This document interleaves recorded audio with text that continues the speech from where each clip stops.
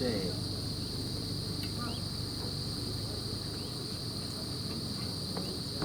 Terima kasih. Mari Pak. Iya, tips apa yang masuk ya? Kalau passenger kok.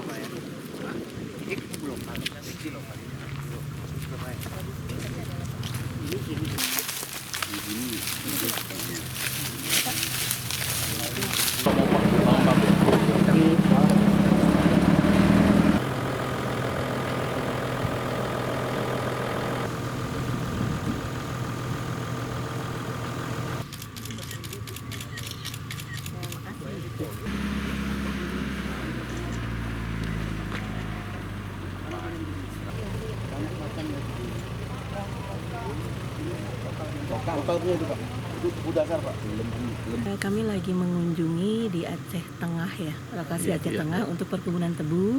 Sekarang di mana di sini perkebunan tebunya ini cukup luas ya. Jadi artinya tuh merupakan satu aset yang bisa kita kembangkan untuk ke depan. Kebetulan kita ini bergerak di pabrik gula ya, pabrik gulanya Mas Tommy Soeharto. Itu rencana memang kita mau menjadikan Aceh ini sebagai pangsa pasar, dan juga mungkin kalau seandainya pangsa pasar itu besar gitu ya, ada kemungkinan juga akan membangun pabrik di sini gitu.